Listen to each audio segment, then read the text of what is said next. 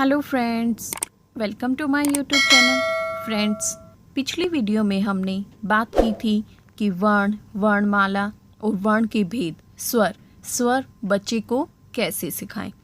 आज हम बात करेंगे वर्ण के दूसरे भेद के बारे में, जो कि है व्यंजन, कि बच्चे को व्यंजन कैसे सिखाएं। पिछली वीडियो में हमने सीखा था स्वर क्या थे। उन वर्णों को स्वर कहा जाता है जिनका उच्चारण बिना किसी अन्य वर्ण की सहायता से किया जाता है। उनके उच्चारण में किसी दूसरे वर्ण की सहायता नहीं लेनी पड़ती है। आज हम बात करेंगे व्यंजन। तो सबसे पहले जान लेते हैं कि व्यंजन होते क्या हैं।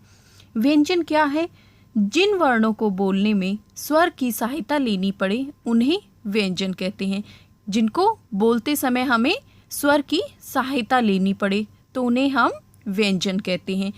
कैसे, मैं अभी आपको बताऊंगी। जैसे क व्यंजन को हम बोलते समय हमें किसकी सहायता लेनी पड़ती है? जैसे क के साथ किसकी साउंड आ रही है? क प्लस अ। तो क को बोलते समय हमें स्वर की सहायता लेनी पड़ रही है, अ स्वर की सहायता लेनी पड़ रही है। दो वर्णों से मिलकर क बना है, क प्लस अ। तो इस प्रकार व्यंजन को बोलते समय हमें स्वर की सहायता लेनी पड़ती है। जैसे ख प्लस अ, ख।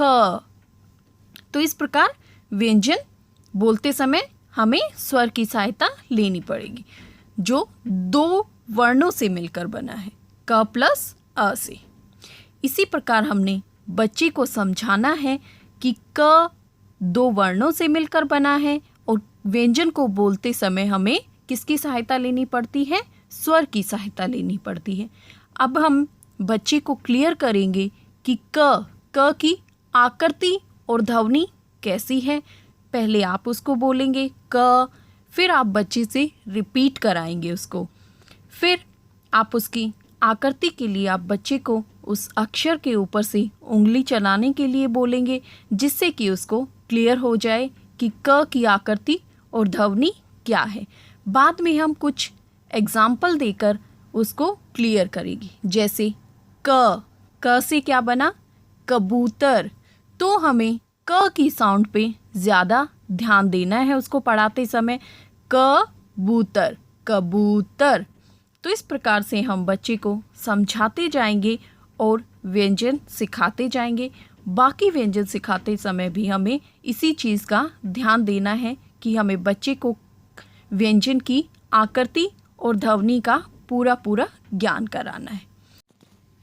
इस प्रकार हम बच्चे को पढ़ाएंगे, जैसे कुछ एग्जाम्पल के साथ। कमल, कलम, कलम, कलम, कलश, कलश, कलश, कछुआ, कछुआ, कछुआ। तो इस प्रकार क की ध्वनि पर ज़्यादा जोर देना है, जिससे बच्चे को क की साउंड और आकृति दोनों क्लियर हो जाए। और इसी प्रकार से हमें बाकी व्यंजन भी बच्चे को सिखाने हैं।